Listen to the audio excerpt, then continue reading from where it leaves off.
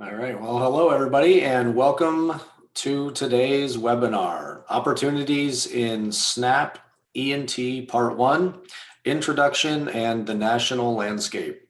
Our presenters today are Mary Nelson. She's the Policy Associate at the American Public Human Services Association. Nyzuria Connor, Program Manager at the National Association of Workforce Boards. And Susan O'Callahan, Senior Consultant for SJI. Please welcome them by saying hello in the chat box. You can let us know where you're calling in from today. If you have any questions during their presentation, you can submit those in the Q&A box, and I believe they're going to leave time towards the end of their presentation today to address those questions. So now with that, I'll turn it over to Mary, Nyzuria, and Susan. Thank you.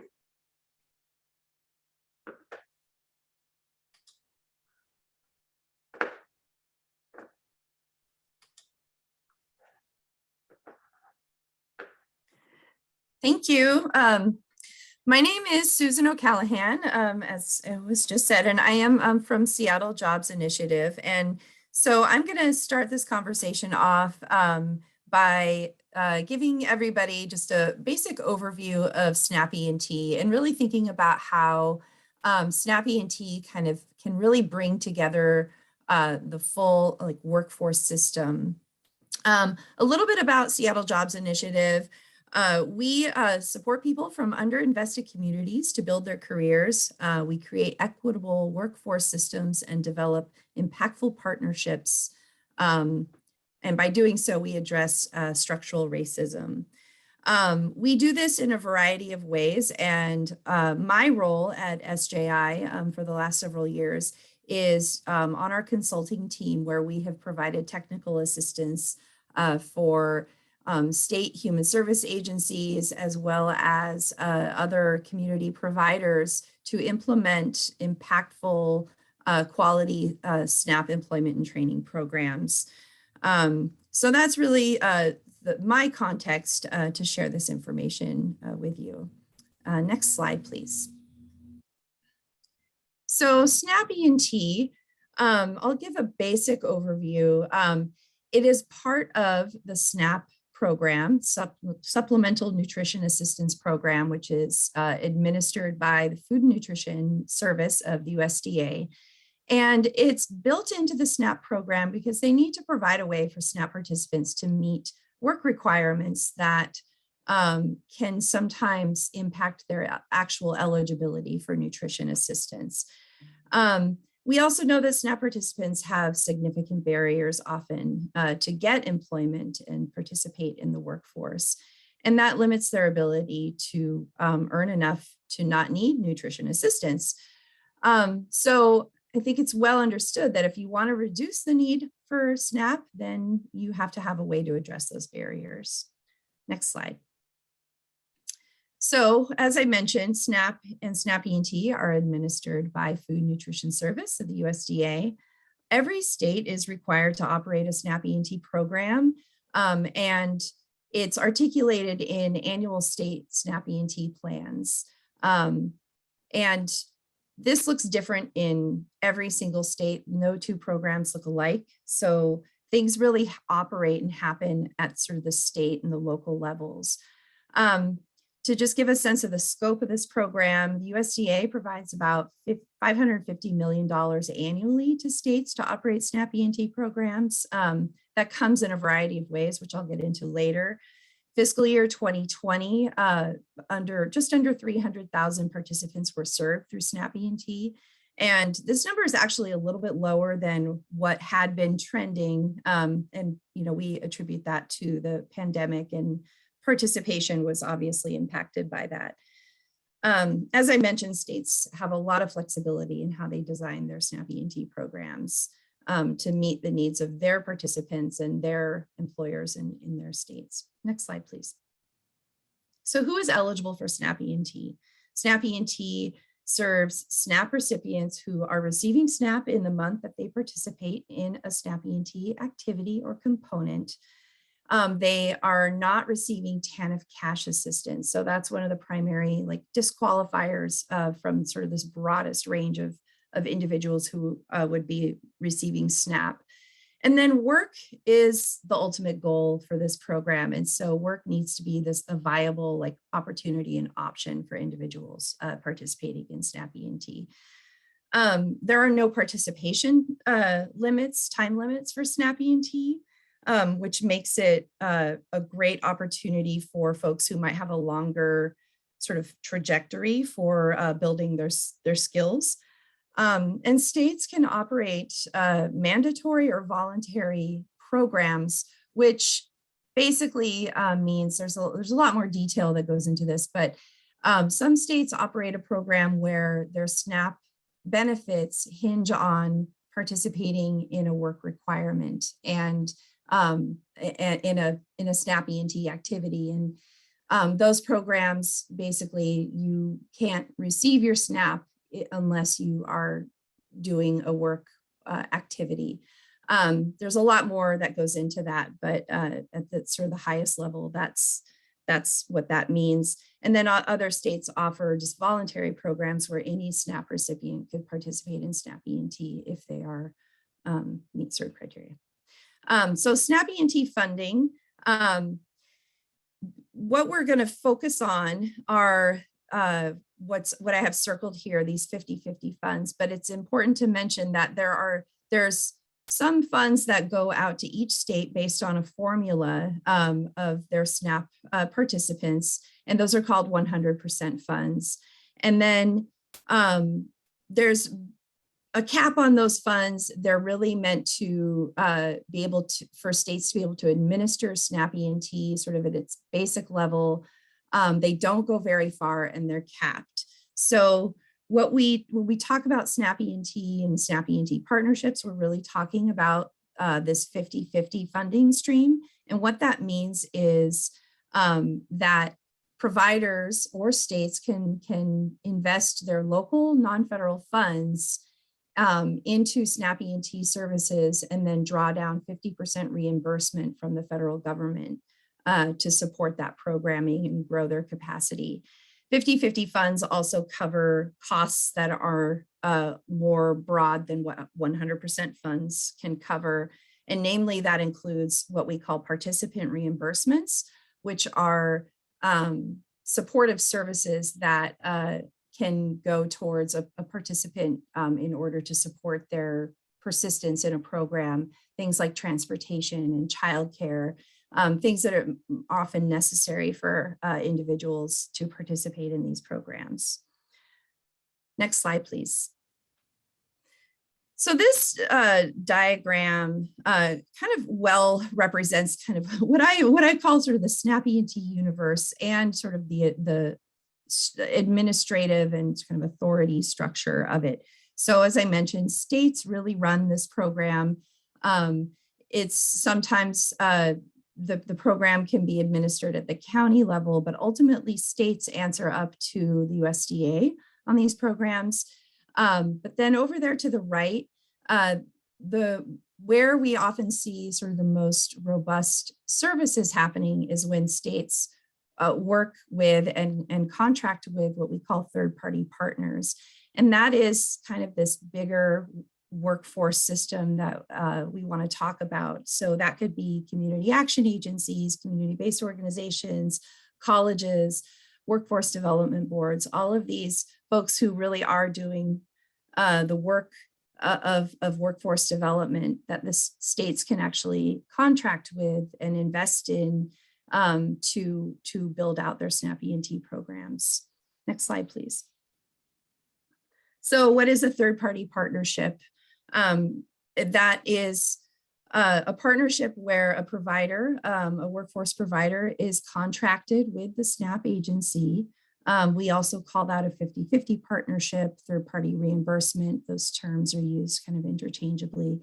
They're providing eligible SNAP E&T services, and they get reimbursed up to 50% through federal funding on the services that they fund through their own non-federal revenue. So that's really where we see this opportunity for building capacity to offer services and serve more SNAP recipients through this reimbursement model. So it's doing what you're already doing if you're using non-federal funds to offer these eligible services, then you can get reimbursed up to 50% on the dollar of what you're doing. Next slide, please. So when we talk about eligible E&T services, this list captures what SNAP E&T offers in the way of services. Or it's called components. You'll hear that a lot when we talk about SNAP E&T. And states can opt in or out of this array of services. So not every state offers all of these services for their programs, but this is sort of what's available at the highest level. And then as providers, you're not required to offer this full array of services either. It's really about doing what you do well and how that lines up and kind of fits in with the bigger picture of SNAP E&T. One thing that is important within SNAP E&T is that case management must be integrated into any SNAP E&T services that are offered. Next slide, please. So I'm going to talk a little bit more about how the role that these third-party partners can play in SNAP E&T, and just kind of focus in again to really show the alignment of how the broader workforce system fits in with SNAP E&T. So next slide. And to just kind of really emphasize, kind of how that alignment works. Providers who are serving eligible participants. So we talk about SNAP E&T eligible as people receiving SNAP. Having the right capacity, this program does require some administrative capacity to be able to track and report on the work you're doing. Having those right services that are aligned with what SNAP E&T offers, and then having those eligible non-federal funds. Kind of where all those all come together are where you see kind of an ideal alignment to be a 50-50 third-party partner. Next slide. So community-based organizations are often a really great partner for SNAP E&T. They're connected to the community. They're often tied to specific populations in the community. They might be offering very culturally relevant services that are reaching folks who might not often have access to services in sort of the broader workforce development system. They often have a lot of eligible non-federal funds, such as foundation grants or social enterprise revenue that they can invest in E&T services and draw down that reimbursement. They're often also already offering those supportive services that we know are key for success, such as childcare, housing supports, and transportation.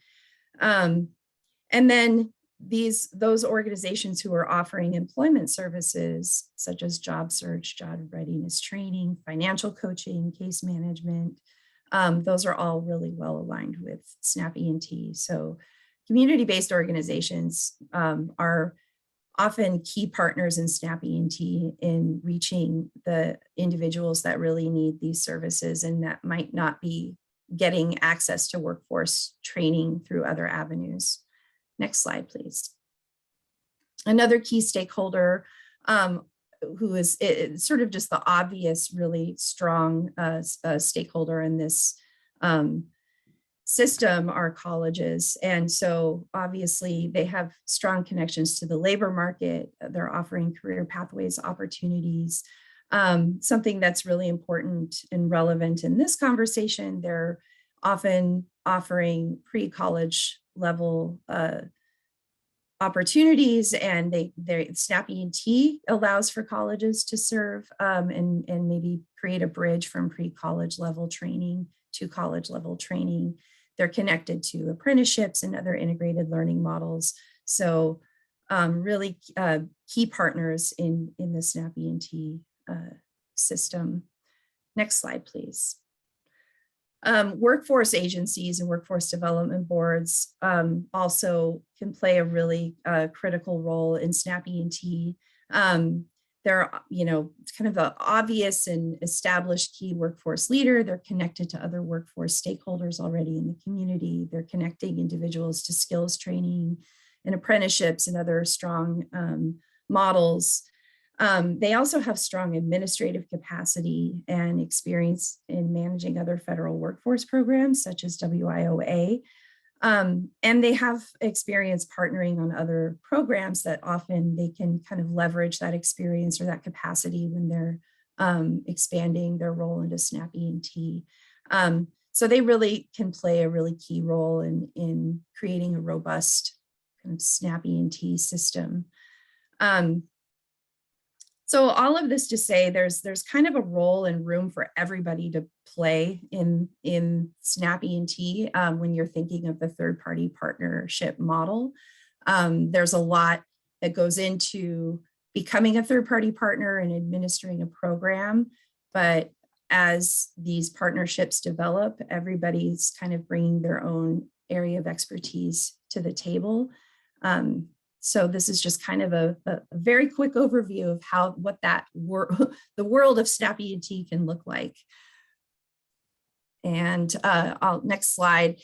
I briefly went over kind of the basics of SNAP E&T. There's a lot more that you can learn and understand. SNAP to Skills has been the SNAP E&T technical assistance effort from Food Nutrition Service since 2015. That's a really great resource for you to look for more information about SNAP E&T. And if you want to learn just more of the policies and rules around SNAP E&T, the program toolkit is also a great resource. And I will hand it over to, I believe, Mary. Thanks, Susan. And here we go. And as Susan mentioned, this presentation is not meant to really dive into the nuts and bolts of SNAP E&T. If this sparks your interest and you do want to learn more, any one of us can definitely connect you, and we're trying to point you to some resources that really do extend some of the learning, but we really just want to kind of pique your interest here and help to connect the dots in terms of what does the world of SNAP E&T look like, especially when you're as oftentimes is the case, adult educators, you're already working in this kind of workforce development and employment and training space. So as I was already introduced, I'm Mary Nelson. I'm a policy associate at the American Public Human Services Association. And for those of you who are not familiar, we are a membership association representing health and human services agencies across the country. Our members represent key programs, including quality childcare, SNAP, including SNAP employment and training, TANF, and other community supports for children and families. And with and through our members, we influence modern policy and practice, we build capacity in the field, and we connect stakeholders with learning opportunities like this one. So as a bipartisan organization, we focus on outcomes impacting policies and practice that allow families and communities to thrive. So one of those opportunities is the National Partnership Grant, which we were awarded in 2021 with the Association of Community College Trustees and the National Community Action Partnership as sub-grantees from the Food and Nutrition Services, which, as Susan mentioned, is the agency that administers SNAP E&T at the federal level. So the real purpose of this grant was to help build field capacity of existing providers and increase the number of third-party providers overall that were really providing quality employment and training to SNAP participants, leading them to career pathways and improved outcomes. So APHSA decided to approach our project in, I think, a little bit of a novel way. We really wanted to understand from our membership and the respective memberships from ACCT and NCAP, which are community action agencies and community colleges, and our own members of human services leaders, what are the opportunities and barriers to SNAP employment and training, and what really makes these partnerships work. So we did a lot of work to really understand from the perspectives of members and providers and potential providers, what are the barriers and opportunities? So we conducted surveys, we met with stakeholders, we conducted listening sessions with our members, and we also did some deep dive analysis and research into 17 states' SNAP employment and training programs. And so then using that knowledge, we really are now putting that information into practice and kind of testing out some of the strategies and insights we learned in 10 specific states where we're providing intensive technical assistance in partnership with Seattle Jobs Initiative to community colleges and community action agencies. And I say all this to, one, share a little bit about the project with you all, but also to give you a little bit of context around the amount of knowledge and information we've gained from this project has been informative in understanding what is the magic sauce to these third-party partnerships. And I think we've made a little bit of headway. So these are the 10 states that we're working in, but I also want to mention, and Nyzuria will also speak to her project as well at NOB, that there are 6 other national partnership grantees. And across those 6 national partnership grantees, we've collectively reached providers and potential providers in about 30 states. So we're touching a lot of states, and likely some of the states that you all who are listening in are providing services in. So with that, we've stayed in close contact with one another. Snappy and Tea is really a program where the intent is to maximize impact for communities through collaboration and really leveraging the things that individual providers are good at. So this is not oftentimes a program where service providers are being asked to create new services. Really, the intent is for providers to take the things that they're already doing really well, the things that they're already good at, as well as the knowledge of their own communities and the people they serve, and then just apply this funding stream to individuals who would qualify for SNAP E&T. So I think that my colleague Brandy is going to drop some information into the chat about the grantees, but if any of you have questions about resources or states that our projects or other projects may be working in, we're happy to connect you. Even if we don't know the right answer, we can definitely connect you with someone who does. So I want to kind of take a step back and share a little bit from the human services perspective, so our members. What have we learned about what makes a great provider? So a few things I want to point out to you are the states and counties have a wide latitude to design their programs in different ways. So as Susan pointed out, no one program looks alike. And there may be some policy and practice questions that are really outside of the lead agency's control. So sometimes program decisions are dictated by legislation, or there might be a gubernatorial advocacy that's required to make a change. But also, there's a lot of opportunity to configure these partnerships in different ways. So you can use different kinds of contracting schemes where you might partner with another agency to provide a strong array of services. You can utilize what's called an intermediary, which is oftentimes a single agency that takes on the administrative burden and then supports other providers in really doing what they're good at in providing the services that they know and are familiar with. You can engage with different agencies to really maximize capacity. So you can think about partnerships with local workforce boards. You can think about configurations where you're working with higher education entities to really ensure that there is a strong array of services, not just for individuals when they are receiving SNAP employment and training, because ideally these individuals may eventually complete their program and then move on to a higher level of employment and no longer qualify for SNAP, but they may also still need additional services and supports to really create these cohesive career pathways. So there's really opportunities to think about SNAP E&T as part of that array of services and part of that continuum of services that you're offering individuals who are job seekers or learners. There's also this, I think, sometimes notion that providers don't have very much input or control into these federal programs that are administered by states and counties. And I think that that is true. There's going to be administrative rules that you will have to adhere to if you become a provider. But that being said, human services needs providers. Programs in most states are not going to run without them. And there's a really important reason for that, which is that you all are the experts in your communities. And as such, you have the power to influence the way that programs are structured.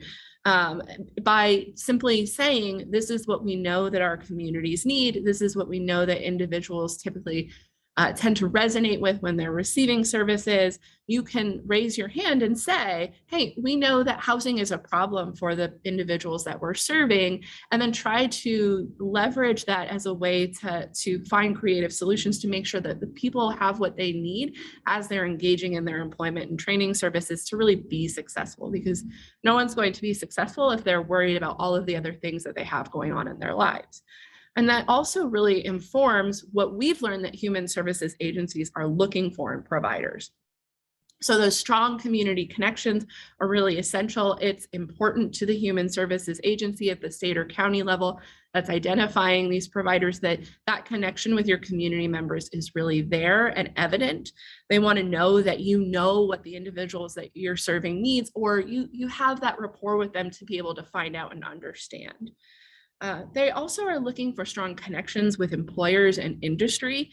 So they want to ensure that the providers have a strong understanding of where career opportunities are in their communities, and are also forging those connections with employers who can come to the table and help be a part of the process. So one of the things we've been really thinking about is, what are ways that you can engage employers as a provider? And so we've learned some really interesting things, like you can invite providers to participate in job fairs or to be coaches, or you can look for opportunities for those apprenticeships or subsidized employment, or even just having the relationship where they can provide feedback in terms of what they're seeing in employees and where there might be skills deficits that you could really enhance as someone who's working with community members who are job seekers. We've also learned that the ability to offer case management that's really quality, and it involves the ability to identify connection points to needed services like housing, mental health, childcare. All of that is really essential. So even if you don't offer those services yourself, being able to identify where the partners in the community that you can point people to, and how do you connect those referrals and work with those providers to make sure that it happens in a way that makes sense. So you're not maybe sending someone all the way across town to drop off their child for childcare when that's just not going to work for their schedule. So you can kind of think through what do these individuals need, and how do we help them get it in a way that really makes sense for them to be successful in these programs. There's two other things I want to point out. One is that we know that providers that have a strong sense of diversity, equity, and inclusion, not only in the way that they're providing services, but also in their staff and their leadership, is really important to our human services agencies. And I hope that doesn't come to any surprise to you all, but there's really a need to make sure that people feel welcome when they come into the door of their service providers. They don't feel like they're a burden or not going to be understood, because that's really not going to help them in advancing their individual goals. And then finally, one of the things I really want to point out for purposes of this webinar is the connection points with local workforce boards. We're hearing more and more from human services. It's really just essential. Even if your local workforce boards are not a formal partner, being able to understand what does employment and training and economic development look like in your community is key to being able to execute these problems effectively. And we know that, typically speaking, the experts in that at a local level are the local workforce boards. So we hear that actually pretty consistently from human services agencies, that they really want providers that have that connection point.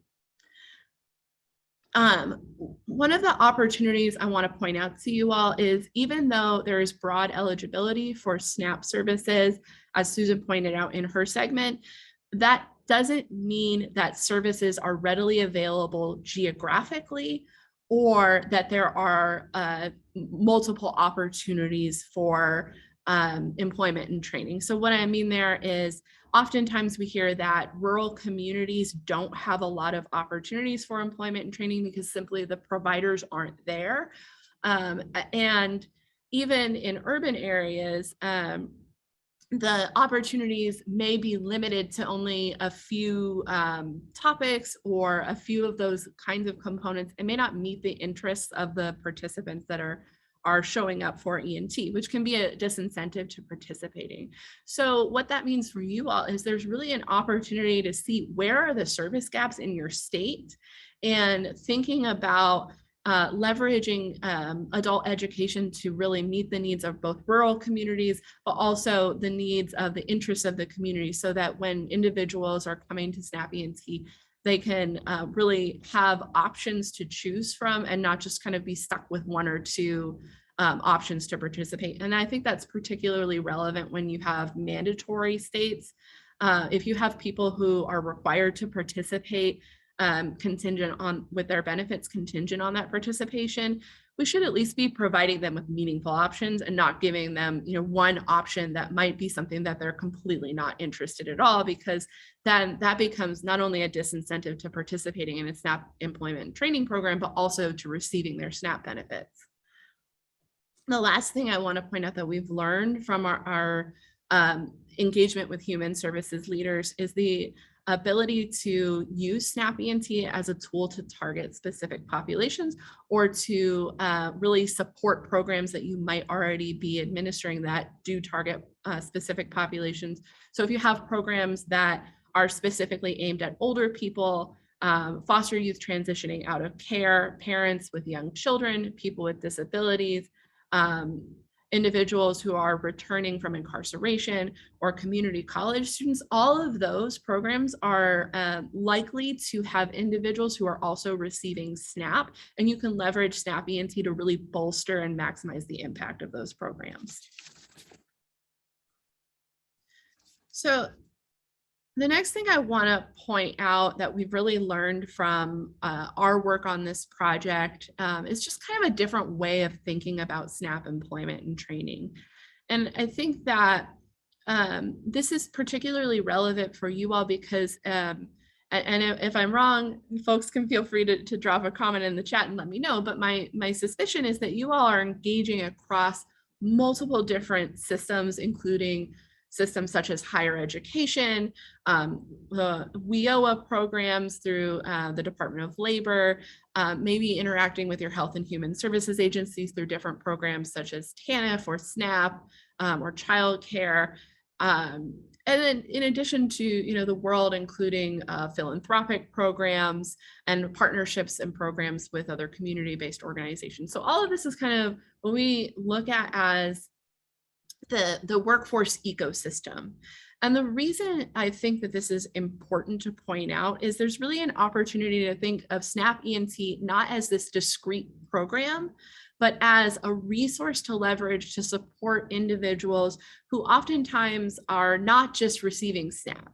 They're receiving an array of services and participating with a number of different programs, perhaps at the same time, but sometimes even across a long period of time. And so being able to understand how can you support these individuals in one place or as one support, even when they're interacting with different programs. So, a good example of this is Susan mentioned that someone who is receiving TANF is not going to be eligible for SNAP E&T, but we also know that there's a high level of churn with TANF. So could you create a structure, and there are some states and programs that do this, where an individual who rolls off of TANF for whatever reason is likely still going to be connected with SNAP, and if they're participating in an employment and training program, can you retain their participation there through SNAP employment and training? Because once they roll off of TANF, they'll likely be eligible for SNAP employment and training. And you can kind of think as a provider, how do you really create that cohesive track for the individuals that you're serving. And I think the other thing is, this is something that I think is really natural to you all, is understanding how do you braid and blend services to really ensure that you can provide the services that you're great at in a way that is cohesive and really maximizes impact. So, this is just a different way of thinking about SNAP E&T, and we will, I think, middle of or early next month, have a brief coming out about a framework for collaboration and communication.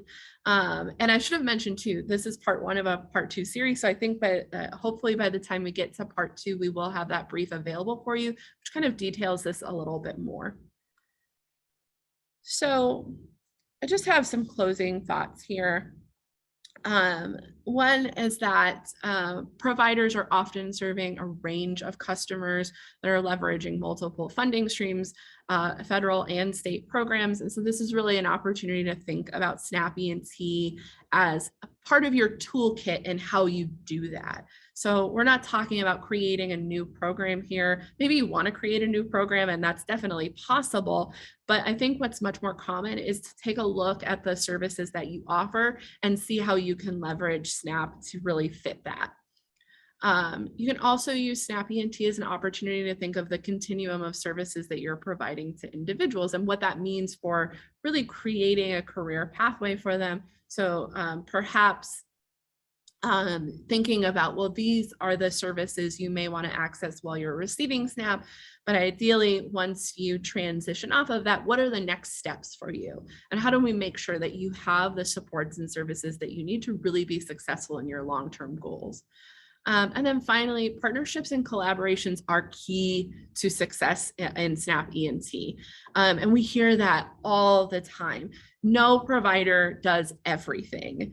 And we don't want you to do everything. That's a lot to ask of a single organization. So really it's about understanding how do you communicate with your agency leads to ensure that the individuals that you're serving have what they need, but also how do you communicate with your community partners to be able to understand what services are available and accessible to the community and how you connect individuals that might need them to those services.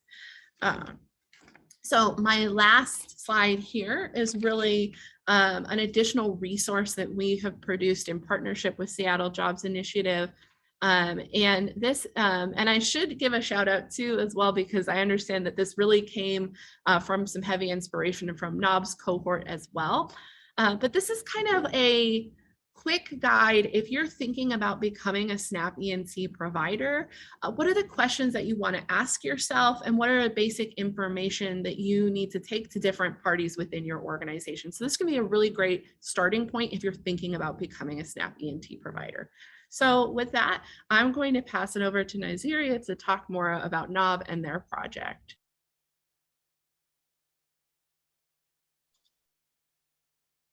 Thanks, Mary. Again, good afternoon, everybody. My name is Nyzuria Connor, and I am with the National Association of Workforce Boards, serving as a program manager, specifically managing our workforce and SNAP E&T community of practice.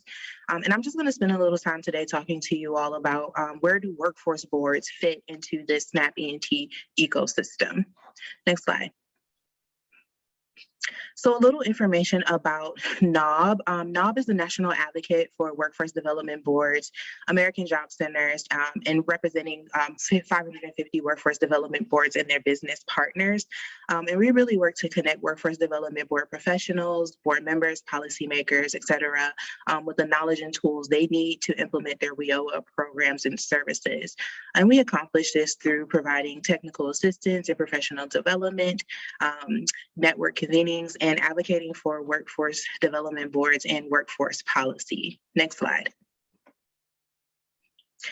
And just a little bit of context about what workforce development boards do.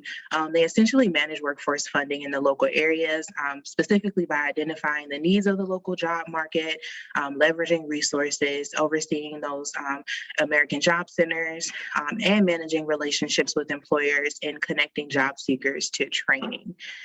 Specifically within SNAP E&T, Thank you. Specifically with the SNAP E&T, workforce development boards can assume several roles. One of the roles is serving as a referral partner between the state agencies and the American Job Centers. They could also jointly serve and co-enroll participants with WIOA and SNAP E&T funding. And this is kind of when, one person come through the door and you're blending and braiding that funding to provide them with services. They can also serve as an intermediary role where they are operating as an administrative agent and subcontracting with service providers. I think this is where there's a lot of opportunity and growth to collaborate with other organizations and service providers, but they can also serve as a provider role as well. Next slide. So with the SNAP E&T National Partnership Grant, NOB really saw this as an opportunity to learn more about SNAP E&T and understand the gaps and challenges for workforce boards to get involved with SNAP E&T. We saw SNAP E&T as an underutilized resource and partnership within the workforce development boards. And we just saw that there was a lot of gaps in understanding, really understanding what SNAP E&T is, how it works, how they can partner with SNAP E&T and ultimately serve more participants. So that's what initially interested us in participating in the National Partnership Grant, as Mary mentioned earlier, which their organization is also a part of, along with 4 other organizations. Ultimately, we hope to achieve a greater understanding and better collaboration across SNAP E&T and WIOA programs. And so through that all, we're just hoping, how can we help workforce development boards really get a grasp of understanding what SNAP E&T is and how they can leverage SNAP E&T to serve more people, partner with more service providers, and help more people get the training that they need. Next slide. So within our community of practice, we have 3 main strategies. As first, our overall community of practice, we are providing this technical assistance through work convenings and webinars and events that we put on quarterly for our network of workforce development boards, basically introducing them to SNAP E&T, different aspects of SNAP E&T, best practices, examples in the field, and so on. And then we're also working to create resources that are specifically targeted for workforce development boards, so we can kind of close that gap of understanding where workforce development boards are needing like tools and resources that are really relevant to them of how they can get involved with SNAP E&T.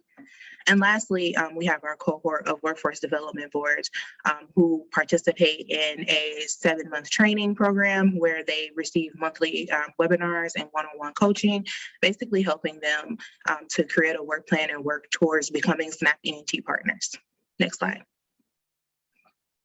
So our first cohort wrapped up in November, and we're getting ready to launch our second cohort this year.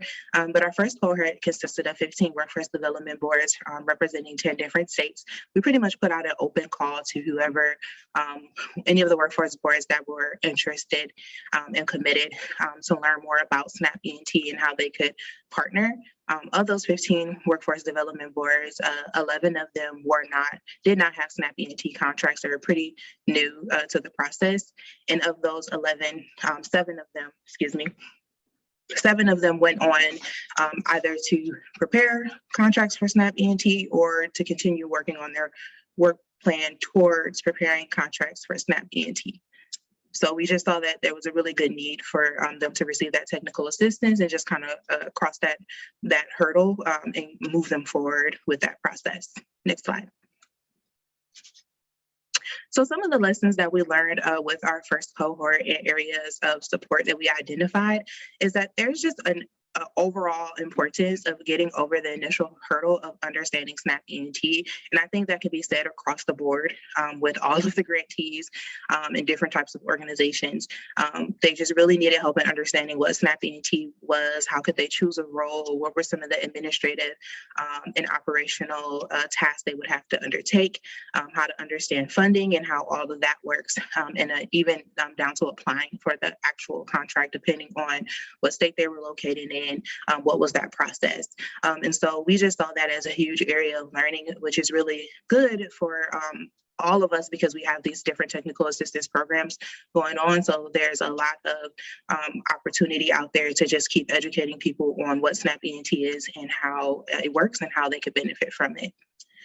But then there is also a need for a better understanding of how workforce development boards can align their existing programs and services and collaborate with state agencies and local providers. As you heard from Mary, we're not necessarily telling people to create new programs. We're just thinking more strategically in how we can partner with others to be able to serve people more holistically. There's also a need, back please. Thank you. There's also that need for the common tools and resources that we spoke of earlier to help the workforce development boards be able to move forward with the process. And then lastly, a need for example tools and resources of how to best collaborate with other service providers, and what does it look like? What does really good systems alignment look like? And so that's something that we're putting a lot of our time and effort into moving forward with our grant, to find these places that are doing this work well and lifting those examples up as examples for best practices for other workforce development boards and states to learn from. Next slide. So when it comes to workforce and adult educators, I just see there's a lot of opportunity for coordination and collaboration, as well as strategic alignment between workforce development boards and adult educators. With collaboration, I just think that, I would recommend partnering with each other. Workforce development boards can partner with community colleges, they can partner with adult literacy programs, pre-apprenticeship programs, and other community-based organizations. And then also thinking a lot about coordination. How do you streamline your intake process and referrals? How do you get the right people in the room? I like to remind people that we're often serving the same people. So how do we work together to serve those people better? A lot of great coordination and collaboration really just starts with a conversation and making sure that you know who those other service providers are, and starting to think about how you can work together to coordinate your efforts and be able to ultimately serve people better. And then lastly, there's a lot of opportunity for adult educators to partner with workforce development boards in the development and implementation of workforce training programs, specifically with helping to develop those curriculums and in the build out and the implementation of different training programs. And so something that we also like to pose back out to you, Eric, what are some promising examples of collaboration that you've seen? And our work is to continue to learn about those and lift those up so that we can get more workforce development boards collaborating with other service providers. Next slide. And so that's my information. You have my email there, and I'll also drop into the chat a link to you can learn more about our workforce development boards and our SNAP E&T community of practice and the work that we're doing to help workforce development boards take advantage of SNAP E&T partnerships.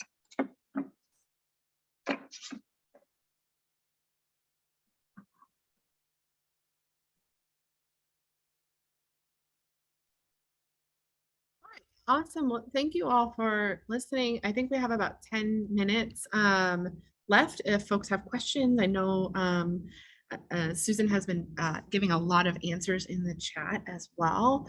One thing I did want to flag is that this is, and I mentioned this earlier, part one of a two-part webinar series, and the next webinar will be lifting up a practical example of how these partnerships work, and particularly highlighting Tennessee, who has a really thriving partnership between Human Services, their State Department of Labor, and funneling down to intermediaries and individual providers, including their local workforce boards, to really just create a robust SNAP employment and training program. One question I saw in the chat that might be worth lifting up is, do all states have the employment and training component of SNAP, and how do you find out? Susan, do you want to chime in on that? Sure.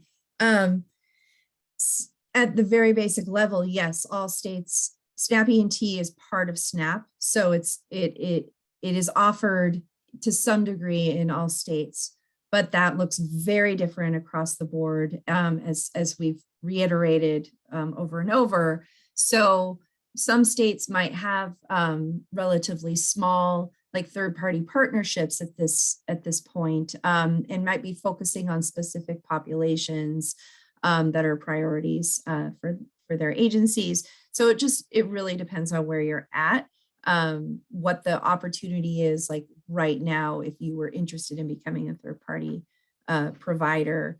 And I wish I could just give I wish I could just offer you a link to say, here's what every state is doing and exactly who to contact. And it's just not there. So it really kind of depends on where you're at. But as we do all this work and all these projects that have been, supported by Food and Nutrition Service, the big goal is for states to really expand their partnerships over time.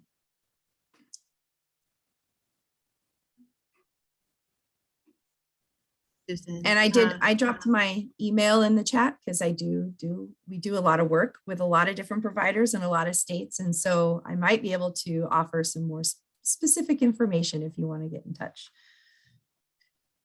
And we, I think any one of us is happy to share our insights as well.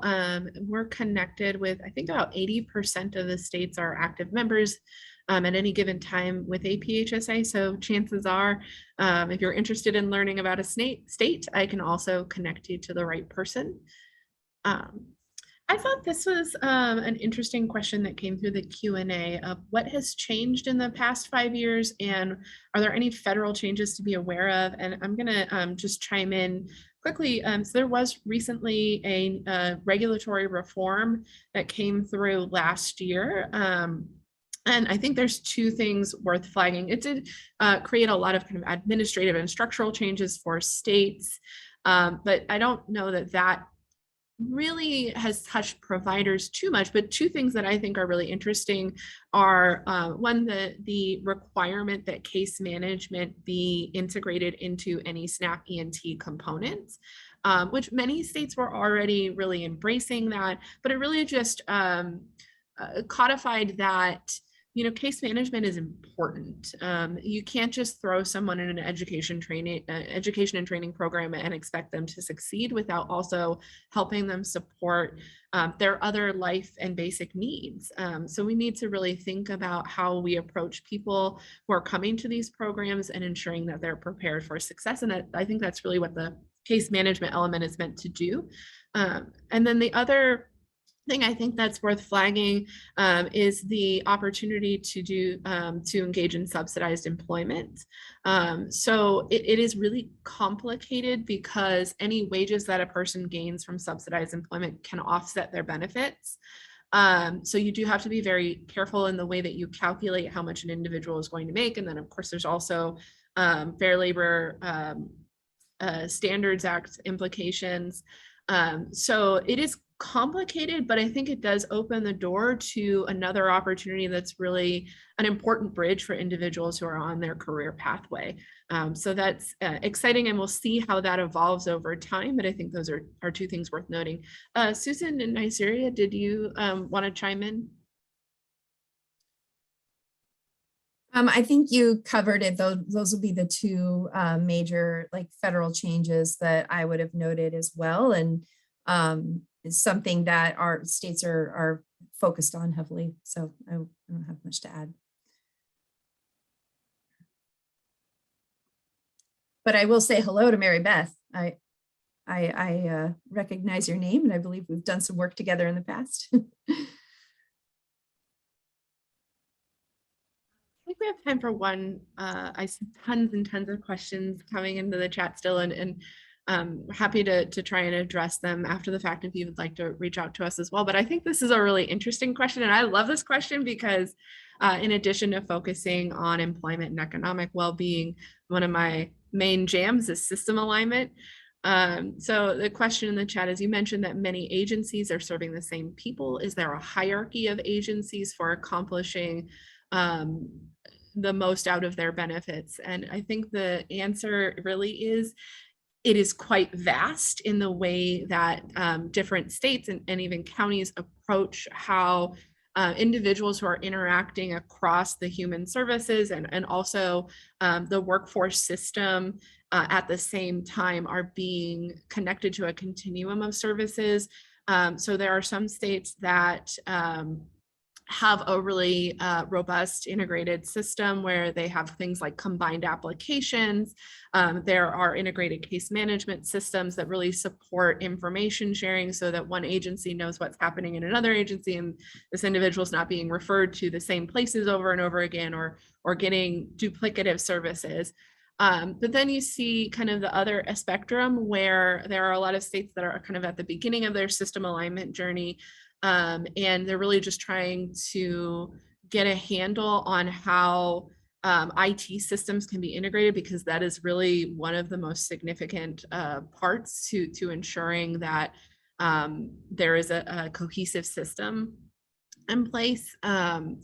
And then the other thing that I'll mention is that I do think that a real start to this is combined WIOA plans.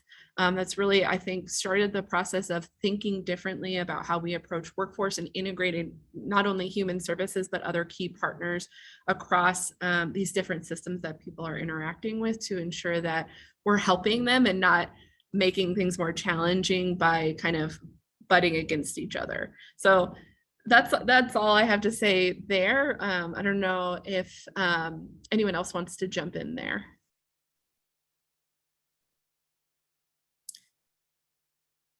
Well, I was going to just comment on a couple on some other comments from the chat that there was. I've seen a couple comments about participation when time limits aren't in place for able-bodied adults without dependents, and how do you get participation when people don't have that requirement to keep their SNAP benefits? And I will say, like, we've heard a lot about that lately, while time limits have not been enforced during the pandemic. And what I will say is, we know that when states are developing their third-party partnerships and really partnering in the community with organizations who kind of who are reaching individuals and maybe not through their SNAP participation. We've seen programs really flourish and grow, and that happened in Washington State, where we've seen programs grow during times where there were not ABOD time limits. So I think you can look at it from a variety of different ways, but really thinking about who's serving people right now in your community, kind of regardless of whether they're on SNAP or not, and who's offering those employment and training services, and really thinking about it through that way could be a strategy. I also dropped in the Q&A a link to the SNAP to Skills website, specifically around some of the work that was done around behavioral science and increasing participation. Some states have done some really good work around that might be informative.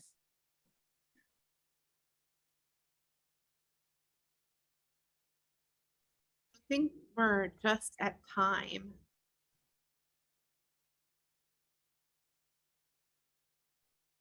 So I don't know if there's anything else that we need to do logistically, but it looks like there's a poll for you all to fill out, and I will leave it there. All right, Mary, Nyzuria, and Susan, I thank you so much. That was an awesome presentation, a lot of good engagement. I want to thank everybody who joined us today. Thank you for calling in and participating. If you could just take a second to answer the poll question, that would be great. As a reminder, this presentation, along with the PowerPoint, will be posted to coabe.org within about 24 hours after the conclusion of this webinar, so it will be available. And with that, I'll thank our presenters again, and thank everybody for joining us. I hope everybody has a great day and a great weekend. Thanks, everybody. Thank you. Thank you.